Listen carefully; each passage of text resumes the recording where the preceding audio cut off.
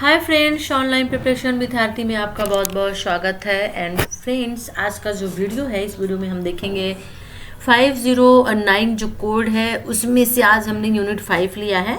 Topic जो है वो है आपका राजनीति शास्त्र, समाज शास्त्र और अर्थशास्त्र। इससे जो क्वेश्चन निकल रहे हैं वो क्वेश्चन आपके बन रहे हैं कि ईश्वर भाई पटेल समिति की जो अनुशंसा थी, उन्होंने क्या अनुशंसा दी थी राजनीति शास्त्र के लिए। ठीक है ना, कि राजनीति शास्त्र में कौन कौन से सब्जेक्ट जो है, इस सब्जेक्ट में कौन कौन से विषय टॉपिक जो है वो रखे जाए, बच्चों को पढ़ने के लिए कंटेंट रखे जाए। और दूसरा क्वेश्चन हम लेंगे कि राजनीति विज्ञान की विधियां उपागम कौन कौन सी है समाजशास्त्रियों के द्वारा जो रखी गई थी, समाज बुद्धिजीवियों के द्वारा। तो इन दोनों को आज इस वीडियो में हम देखेंगे। तो चलिए आइए फिर शुरू कर देते हैं, वीडियो देखते हैं। लेकिन उसके पहले यदि आपने चैनल को सब्सक्राइब नहीं किया है, सब्सक्राइब कर लीजिए। वीडियो अच्छा लगे तो लाइक करिए, कमेंट्स करिए और वीडियो को शेयर जरूर करिएगा। चलिए देख लेते हैं क्वेश्चन आंसर। तो फ्रेंड्स, यहाँ पे पहला क्वेश्चन ले लेते हैं और हमारा जो पहला क्वेश्चन है वो है कि उच्च प्राथमिक स्तर पर सामाजिक विज्ञान पाठ्यक्रम के नागरिक शास्त्र के क्षेत्र के लिए ईश्वर भाई पटेल समिति की अनुशंसाओं की चर्चा करना है। नागरिक शास्त्र के क्षेत्र के लिए नागरिक शास्त्र में कौन कौन से कंटेंट रखी जाए, कौन कौन से विषय वस्तु उसमें होनी चाहिए पढ़ाने के लिए। तो ईश्वर भाई पटेल जो थे, उन्होंने एक समिति गठित की थी, उसमें कुछ अनुशंसाएं रखी थी, कुछ बातें रखी थी कि ये चीजें जो है वो नागरिक शास्त्र में होने चाहिए बच्चों को पढ़ने के लिए। उच्च प्राथमिक स्तर की बात चल रही, 6, 7, 8 की बात चल रही है। ओके, चलिए इसको देख लेते हैं। उच्च प्राथमिक स्तर पर सामाजिक विज्ञान पाठ्यक्रम के सामाजिक एवं राजनीतिक जीवन को पूर्व में नागरिक शास्त्र के रूप में पढ़ाया जाता था। यानी कि अब जो इस समय हम लोग सामाजिक विज्ञान पढ़ते हैं, सोशल स्टडीज पढ़ते हैं, उसको पहले नागरिक शास्त्र के रूप में जाना जाता था। यानी सामाजिक एवं राजनीतिक विज्ञान को हम नागरिक शास्त्र में पढ़ा करते थे। ईश्वर भाई पटेल कमेटी जो 1977 में एक कमेटी बनाई गई थी, उसने कुछ प्रस्ताव दिए थे। सामाजिक विज्ञान के शिक्षण पर आधारित राष्ट्रीय अभिकेंद्रित समूह द्वारा प्रस्तावित आदर्श पाठ वस्तु की विषय वस्तु के बीच जांच तथा विभेद करना महत्वपूर्ण होगा। यानी इस कमेटी ने कहा था कि जो चीजें पढ़ाई जाती हैं नागरिक शास्त्र में, सामाजिक एवं राजनीतिक जीवन में, उन चीजों में जो उसमें कंटेंट रखे गए हैं, जो विषय वस्तु उसमें जांच करना जरूरी था। और उच्च प्राथमिक स्तर यानी कक्षा 6, 7 एवं 8 पर सामाजिक विज्ञान पाठ्यक्रम के नागरिक शास्त्र के क्षेत्र के लिए ईश्वर भाई पटेल ने कुछ जो आदर्श कोर्स प्रस्तुत किए थे, यानी विषय वस्तु उन्होंने बताए थे कि क्या क्या चीजें होनी चाहिए उसके अंदर जो पढ़ाई जाए। तो यहाँ पे अब देख लेते हैं, क्लास बाई क्लास देख लेते हैं। यहाँ पे नागरिक शास्त्र में सबसे पहले हम कक्षा 6 पढ़ लेते हैं। कक्षा 6 में उन्होंने कहा कि सभ्य जीवन होना चाहिए। क्या होना चाहिए? सभ्य जीवन। अब सभ्य जीवन में क्या क्या चीजें पढ़ाई जानी चाहिए, ठीक है ना। तो उसमें उन्होंने कहा कि सामुदायिक योजना का विकास किस तरह से होता है, सहकारिता क्या कहलाती है, सामुदायिक विकास क्या होता है, इन चीज़ों को इसके अंदर पढ़ाया जाना चाहिए। फिर उन्होंने कहा कि स्थानीय सरकार यानी जो ग्रामीण सरकार होती है वो क्या होती है, जनरली जिसे हम पंचायत बोलते हैं, ठीक है ना। स्थानीय सरकार पंचायत होती है, उनकी क्या आवश्यकता होती है, उनकी क्या संरचना एवं उनके क्या कार्य होते हैं। और जनरली चीज़ें हम जो 5th, 6th, 7th, 8th class में ही पढ़ते हैं। फिर स्थानीय सरकार यानी जो शहरी सरकार होती है, इनके क्या कार्य होते हैं, इनकी क्यों आवश्यकता होती है, ठीक है ना। इसी तरह से जिला जो प्रशासन होता है वो क्या होता है, कानून उनकी व्यवस्था क्या होती है, नागरिक की सुविधाएं होती है कौन कौन सी होती हैं, जिला प्रशासन क्या क्या सुविधाएं अवेलेबल मुहैया कराता है लोगों के लिए, नागरिक लोगों के लिए, ठीक है ना, शहरी लोगों के लिए। ये जो चीजें हैं नागरिक शास्त्र में होना जरूरी है।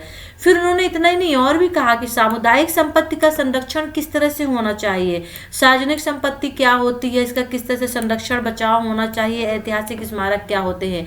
ये सब चीजें नागरिक शास्त्र में पढ़ेंगे, लेकिन सभ्य जीवन के अंतर्गत। परियोजना कार्य कौन कौन सी परियोजना कार्य हैं, जैसे ऐसी योग्यताओं के विकास के अवसर देना जो भारत के किसी सक्रिय नागरिक के लिए आवश्यक है और समस्याएं। तो इतने कंटेंट जो है उन्होंने नागरिक शास्त्र के लिए बताए थे, सभ्य जीवन के अंतर्गत कक्षा 6 में बताए थे, ठीक है। अब हम आगे बढ़ लेते हैं और आगे हम देख लेते हैं आपका नागरिक शास्त्र कक्षा 7 के लिए, यानी 7th के लिए, 7th क्लास के लिए जो क्या है, 7th क्लास में भारतीय संविधान के बारे में, भारतीय संविधान के बारे में उन्होंने कहा किससे संबंधित कंटेंट होने चाहिए, लोगों को हमारा संविधान कैसा है उसके बारे में जानना चाहिए। तो उन्होंने जो उसके अंदर विषय वस्तु होती है वो उन्होंने बताया कि हमारे संविधान की 3 मुख्य विशेषताएं हैं, वो कौन कौन सी, हमारे संविधान की जो मुख्य विशेषताएं हैं वो कौन कौन सी हैं। जैसे मौलिक सिद्धांत, अब मौलिक सिद्धांत क्या होता है, किसके लिए होता है। राष्ट्रीय सरकार क्या होती है। राज्य सरकार क्या होती है। अधिकार, कर्तव्य, निर्देशक सिद्धांत, राष्ट्रीय प्रतीक है। यानी ये सभी जो चीजें होती संविधान से संबंधित होती हैं। तो ये सब चीजें क्या है, इनका नॉलेज जो है बच्चे को होना जरूरी है। खास तौर पे देखो 7th क्लास में पहुंच गया है तो राज्य सरकार, अधिकार, उसने बच्चों के नहीं, हमारे क्या अधिकार है, व्यक्ति के क्या अधिकार है, राज्य ने हमें कौन कौन से अधिकार दिए हैं, केंद्र सरकार ने, राष्ट्रीय सरकार ने हमें कौन कौन से अधिकार दिए हैं, हमारे क्या कर्तव्य है, ये सभी चीजें जानना हमारे लिए बहुत जरूरी है। हमारे राष्ट्रीय प्रतीक है, राष्ट्रीय नेशनल जो सॉन्ग्स हो गया, फ्लावर हो गया, एनिमल्स हो गए, ये सभी चीजें क्या है, ये सभी चीजें जो है इनके बारे में पूरा डिटेल में अध्ययन होना चाहिए। किसमें, नागरिक शास्त्र में, कक्षा 7 में होना चाहिए। फिर विधि निर्माण की प्रक्रिया, विधि निर्माण यानी कानून कैसे बनता है, तो संसद क्या होती है, राज्य परिषद क्या होता है, कानून कैसे बनाए जाते हैं, इसकी भी जो पूरी जानकारी है बच्चों को होनी चाहिए। ओके। फिर उन्होंने आगे इसी में और चीज कही कि जो विधि होता है वो कानूनों का क्रियान्वयन किस तरह से होता है, जो कानून बनते हैं तो उनका कार्य किस तरह से होता है, किस तरह इसको लागू किया जाता है। राष्ट्रपति क्या है, प्रधानमंत्री क्या है, मंत्रिमंडल, राज्यपाल, मुख्यमंत्री, मंत्रिमंडल, लोक सेवा, ये सब चीजें क्या होती है, इनकी पूरी जो जानकारी है बच्चों को देनी चाहिए, उन्हें मालूम होनी चाहिए। फिर विधि कानून की व्याख्या, जो कानून बनता है, जो विधि ला बनता है उसकी व्याख्या, सर्वोच्च न्यायालय का क्या उसमें रोल होता है, सर्वोच्च न्यायालय क्या होता है, इसमें जज होते हैं, कितने होते हैं, बहुत सारी इंफॉर्मेशन इसके अंदर होती है सर्वोच्च न्यायालय के अंदर, है ना। और कितने साल में ये बनते हैं, कितने साल के लिए बनते हैं, उच्च न्यायालय, न्यायालय, इन सभी के बारे में भी जानकारी होनी चाहिए। और फिर परियोजना कार्य, तो इन अभी हमने 6 और 7 का देखा। फिर उन्होंने क्लास 8 के लिए भी बताया और क्लास 8 में 8वीं के लिए बताया कि स्वतंत्र भारत उपलब्धियां एवं चुनौतियां, यानी जो हमारा भारत स्वतंत्र हुआ है तो कौन कौन सी उपलब्धियां हमें मिली, ठीक है ना, अचीवमेंट हमने क्या किया, लेकिन उसके साथ साथ में हमें चुनौतियां भी मिली हैं, ठीक है ना, बहुत सारी समस्याएं भी मिली हैं। तो क्या, जैसे हमारे राष्ट्रीय लक्ष्य क्या है, प्रजातंत्र क्या है, समाजवाद क्या है, धर्मनिरपेक्षता क्या है, अंतर्राष्ट्रीय सहयोग क्या है। फिर अगला है हमारे प्रजातंत्र का सशक्तिकरण क्या है, प्रजातंत्र में नागरिकता क्या कहलाती है, भारत में साक्षरता क्या है, कितने लोग पढ़े हैं, अनपढ़ है, साक्षर है, निरक्षर है, ये सभी चीजें। सामाजिक एवं आर्थिक पुनर्रचना के अंतर्गत गरीबी, जनसंख्या, बेरोजगारी, जातिवाद, ये सब चीजें जो कि बिल्कुल है, गरीबी भी है, जनसंख्या भी है, बेरोजगारी भी है, जातिवाद भी होता है, तो ये सामाजिक एवं आर्थिक पुनर्रचना के अंतर्गत आ जाएगा। पंचवर्षीय योजनाएं, पंचवर्षीय योजनाओं की उपलब्धियां क्या है, सफलताएं क्या हैं, ठीक है ना, कि क्या क्या हमने पंचवर्षीय योजनाओं में पाया है, तो कौन कौन सी सफलताएं भी हमें मिली हैं। फिर उससे संबंधित कृषि हो जाता है, उद्योग, ग्रामीण जीवन हो जाता है, ये पंचवर्षीय योजनाओं के अंतर्गत हो गया। देश की सुरक्षा के अंतर्गत सैन्य बल, क्षेत्रीय सेना, सीमा सुरक्षा क्या होता है, एनसीसी क्या होता है, सीसी क्या होता है, जो कि स्कूल लाइफ से ही शुरू हो जाता है, ठीक है ना, और नागरिक सुरक्षा क्या होता है, तो ये सब देश की सुरक्षा के अंतर्गत पढ़ाया जाए। फिर भारत एवं विश्व, इसके अंतर्गत क्या पढ़ेंगे, तो भारत एवं विश्व के अंतर्गत सहयोग के लिए आवश्यकता, सह अस्तित्व, संयुक्त राष्ट्र संघ क्या है, जो वेरी इंपॉर्टेंट है, हर एक को जाना कि संयुक्त राष्ट्र संघ क्या है, उसके कार्य क्या है। फिर परियोजना कार्य, ठीक है ना, कुछ प्रैक्टिकल्स के भी इसमें रहते हैं। तो ये सब चीजें जो थी आपके ईश्वर भाई पटेल जो थे, उन्होंने एक समिति बनाई थी, उसमें ये चीजें रखी थी। कितनी जो चीजें हैं, ये सभी चीजें जो है 6, 7 और 8 क्लास में पढ़ाई जाए, उसके अंदर क्या क्या होना चाहिए, उन्होंने इस चीज को यहाँ पे बताया, ठीक है। चलिए हम नेक्स्ट क्वेश्चन ले लेते हैं। और हमारा जो अगला क्वेश्चन है कि राजनीति विज्ञान को समझने में समाज वैज्ञानिकों द्वारा अपनाई गई निम्न विधियों उपागमों की चर्चा करना है। यानी क्वेश्चन जो है 2 तरह से बन सकता है। एक क्वेश्चन आपसे ही वो पूछ सकता है, ये पूछ सकता है कि राजनीति विज्ञान को समझने में समाज वैज्ञानिकों ने कौन कौन सी विधियां अपनाई, ठीक है ना, या राजनीति विज्ञान को समझने में कौन कौन सी विधियां उपागमों का प्रयोग किया जाता है, राजनीति विज्ञान की कौन कौन सी विधियां उपागम होते हैं, तो आपको फिर यही लिखना पड़ेगा। क्वेश्चन इसमें दे दिया है, खुद ही विधियां दे दिया। पहला इसमें दार्शनिक विधियां दे दिया है, संवैधानिक विधियां उपागम एक ही होते हैं, व्यवहारात्मक उपागम और मनोवैज्ञानिक उपागम दे दिया है। अब इसमें इसको एक्सप्लेन करना है, ठीक है ना। तो चलिए फिर इसका आंसर देख लेते हैं। सबसे पहला हम ले लेते हैं दार्शनिक उपागम ले लेते हैं, ठीक है। यह उपागम सामान्य रूप से काल्पनिक चिंतन तथा मानदंड संबंधी उपागम है। अधिकांश पारंपरिक राजनीति दर्शन केवल परा अनुभव कटौतियों से संबंधित था, अर्थात अन्य अवलोकनों के द्वारा निष्कर्ष यह उपागम प्राकृतिक रूप से अतिव्यापक है। प्लेटो, रिपब्लिक, होब्स, लेविथन की राज्य की स्थिति है यदि आदर्श नहीं है, को एक अमूर्त अवस्था में प्रदर्शित करने के लिए प्रवृत्त थे। यहाँ पे देख रहे दार्शनिक उपागम जो है, जो पहले के दार्शनिक हुआ करते थे उनके बारे में यहाँ बताया गया है कि उस समय जो राजनीति विज्ञान को किस तरह से समझा जाता था, उनके नजरिए में किस तरह से समझा जाता था, ठीक है ना। तो दार्शनिक उपागम के अंतर्गत हम यहाँ पे देखते हैं कि पहले के लोग जो थे वो क्या करते थे, काल्पनिक चीजें सोचते थे, कल्पना करते थे, चिंतन मनन करते थे और उसी के आधार पर राजनीति विज्ञान को वो समझते थे। यहाँ पे देख लेते हैं कि अवधारणा को निगमनात्मक तार्किकता के सोचने की प्रक्रिया का उपयोग करके स्पष्ट किया। फिर देख लेते हैं निगमनात्मक तार्किकता के द्वारा ये राजनीति के दार्शनिक राजनीतिक व्यवहार, सरकार के निर्माण आदि के बारे में जांच न करने योग्य स्वप्रमाणिक निष्कर्ष तक पहुंचे। लेकिन आधुनिक वैज्ञानिक उपागम के अनुगामी आलोचना करते हैं कि दार्शनिक कदाचित ही वस्तुनिष्ठ ढंग से अध्ययन करते हैं और मानव स्वभाव को यथावत मानते हैं, और यद्यपि इस राजनीति दर्शन की आधुनिक विचारकों के द्वारा आलोचना की गई है, फिर भी इसकी राजनीति के अध्ययन में महत्वपूर्ण उपयोगिता है। राजनीतिक दार्शनिक जो आपके हैं, कौन कौन से दार्शनिक हैं, जैसे कि यहाँ पे है आपका लाक है, अरस्तु है, चाणक्य है, प्लेटो है, ये इनके आज भी जो दर्शन होते हैं वो हम उनको पढ़ते हैं, उनके विचारों को जानते हैं। ये निगमनात्मकता और तार्किक, मैंने कहा ना कि मनन चिंतन पे ज़्यादा ध्यान देते थे और इनका मानना भी यही था। इन्होंने राज, न्याय, विधि आदि की अवधारणा को सोचा और माना, ठीक है। तो ये हमारा पहला था जो था दार्शनिक उपागम हो गया। हम राजनीति विज्ञान को समझने में कौन सी विधि का उपागम, तो दार्शनिक उपागम हो गया। अब दूसरी हम ले लेते हैं संवैधानिक उपागम, ठीक है। संवैधानिक उपागम में ये जो संवैधानिक उपागम होता है समकालीन राजनीति में एक पूर्व प्रभावी उपागम है, यानी विधि है, और इस उपागम की जड़ें जो है ग्रीक नगर में संविधान के अरस्तु द्वारा की गई व्याख्या के काल तक का है। यानी कि अगर हम कहें कि ये कहाँ से लिया गया है संवैधानिक उपागम, तो ये ग्रीक से स्टार्टिंग हुई है, और अगर हम कहें किसने किया है तो अरस्तु ने किया है। यह उपागम राजनीति के औपचारिक उपकरण, सरकार, संस्थान, संविधान एवं राज्य आदि पर ध्यान केंद्रित करता है। दार्शनिक उपागम इससे बिल्कुल अलग था, लेकिन संवैधानिक उपागम जहाँ संविधान की बात चलती है वहाँ पे सीधी सी बात है कि वहाँ सरकार भी होगी, संस्था भी होगी, संविधान भी होगा, राज्य भी होगा, और इन सभी को ध्यान में रखकर ही संवैधानिक उपागम बनाया गया है और राजनीति विज्ञान की परिकल्पना यहाँ पे की गई है। तो चलिए यहाँ पे देख लेते हैं इस उपागम इसमें क्या कहा गया है।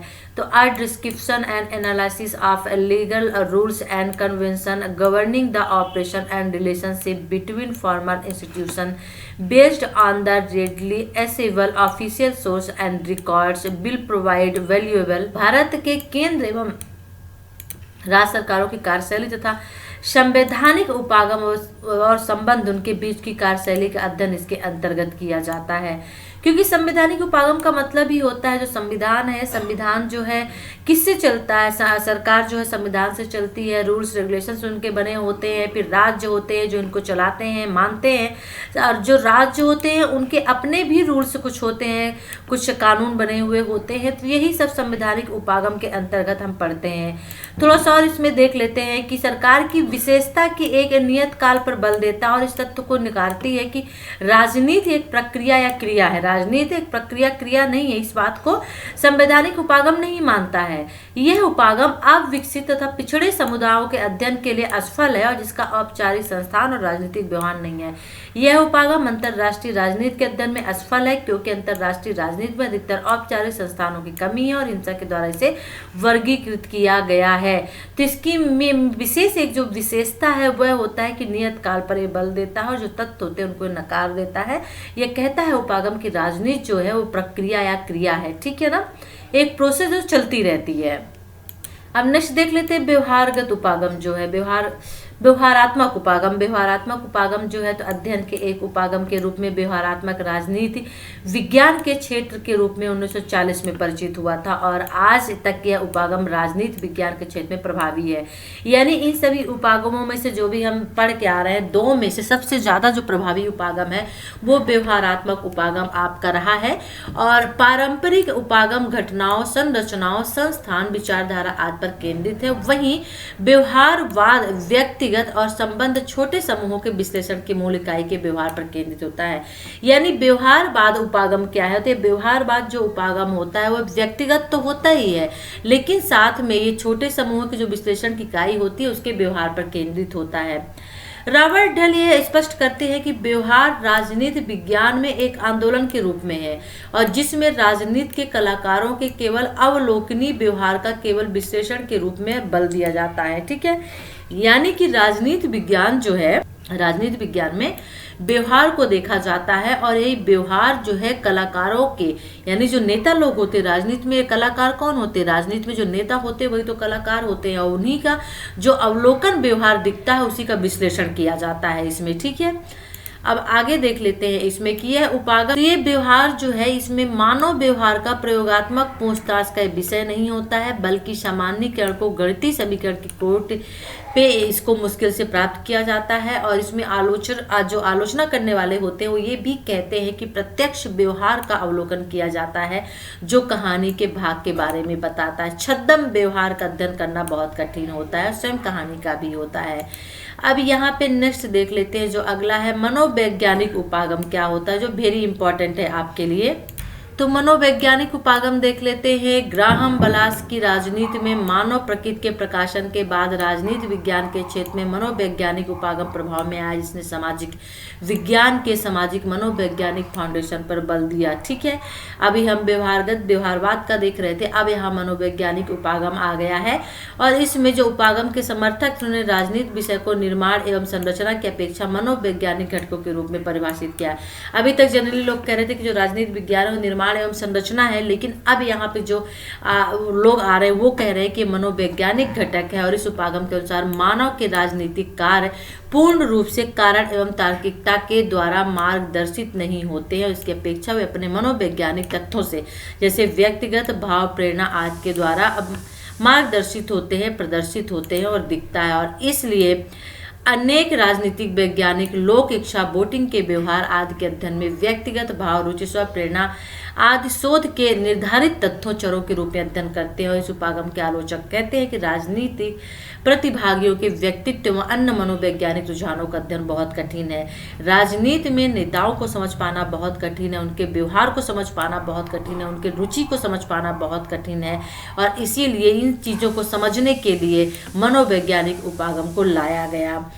तो फ्रेंड्स ये था आज का आपका वीडियो जिसमें हमने 2 क्वेश्चन लिए। एक ईश्वर पटेल जो समिति बनाई गई थी उसका हमने अनुशंसा के बारे में पढ़ा कि जो उच्च क्लास है उनमें कौन कौन से राजनीति विज्ञान में विषय वस्तु होनी चाहिए, और दूसरा हमने लिया राजनीति विज्ञान के कौन कौन सी विधियाँ फिर उपागम है।